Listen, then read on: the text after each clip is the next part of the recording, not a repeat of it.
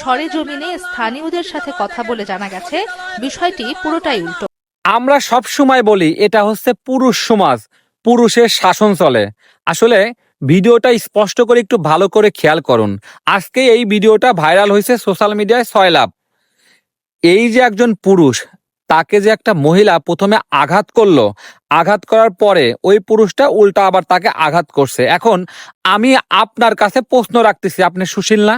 আপনার কাছে প্রশ্ন রাখতেছি, আমি একজন পুরুষ, আপনিও একজন পুরুষ। আপনাকে যদি কোনো মহিলা অকারণে স্যান্ডেলের বাড়ি দেয়, তারই পরিপ্রেক্ষিতে আপনি কি করবেন? ওকে বাদ দেন, স্যান্ডেলের বাড়ি বাদ দেন, আপনাকে মারতে মাত্রে একদম ক্লাসরুম থেকে যদি বাইরে নিয়ে গিয়ে লুঙ্গি টুঙ্গি টেনে ছিঁড়ে ফেলে, তারপরেও কি আপনি চুপ করে বসে থাকবেন? এই ঘটনাটা ঘটেছে রাজশাহী দাউদকান্দি সরকারি বিশ্ববিদ্যালয়ের। এই ঘটনাটা কিছু বট বাহিনী পুরাটাই উল্টা করে দিয়েছে। এখন ওই সকল বট বাহিনীকে আমার প্রশ্ন, আপনাদের উদ্দেশ্যে কথাগুলো বলি, প্রশ্নগুলাও করি, একটু উত্তরগুলা দিয়েন। আচ্ছা, আপনি তো বট, আপনার তো কোনো ধর্ম নাই, আপনি তো একদম সুশীল। যে মহিলাকে নিয়ে আপনারা এক তো সমালোচনা করতেছেন তার পক্ষ হয়ে, এই মহিলা সম্বন্ধে আপনি কতটুকু জানেন? এই মহিলার ভয়ে কেউ তার বিরুদ্ধে কোনো অভিযোগ দিতে পারে না।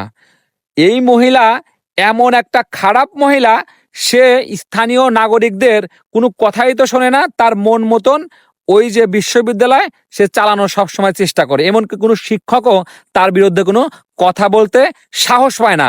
সে বলে আমার বিরুদ্ধে কথা বললে ধর্ষণের মামলা হান্দায়া দেব। ঘটনা কিন্তু এইভাবেই ঘটেছে। দেখেন, এই যে আজকে ভিডিওটা ভাইরাল হওয়ার পরে বিএমপি একজন যুব দলের সহ সভাপতিকে তারা বরখাস্ত করছে। বিষয়টা কি দাঁড়ালো? এই সমাজ একদম অন্ধ।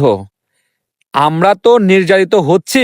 আমরা সবসময় বলি বাংলাদেশ নাকি পুরুষতান্ত্রিক একটা দেশ, এই দেশে নাকি পুরুষের শাসন চলে। এই ঘটনা অনুযায়ী আপনার কি মনে হয় বলেন তো? বিএনপি কোনো যাচাই বাছাই করা ছাড়াই এই যে একজন মানুষকে তারা বহিষ্কার করলো, যাচাই বাছাই করে স্থানীয় মানুষের কাছ থেকে জেনে শুনে তারপরে না হয় বহিষ্কার করত। আসলে বলার মতো কোনো কিছু নাই। দোষ করলো সেই মহিলা, ভুল করলো সেই মহিলা, মায়ের খাইলো, মায়ের দিল ওই মহিলা, তারপরেও বহিষ্কার হচ্ছে কে? বহিষ্কার হচ্ছে একজন পুরুষ। পুরুষতান্ত্রিক সমাজে পুরুষের কোনো অধিকার নাই, অধিকার সবকিছুই মহিলাদের। এটা কেমন হয়ে গেল না? একদম চুদলিং পং। আসলে এই যে সমাজ, এই যে সমাজ ব্যবস্থা, মানে এই সমাজ ব্যবস্থাকে আমি ঘৃণা করি। আমি ঘৃণা করি। কারণ কি?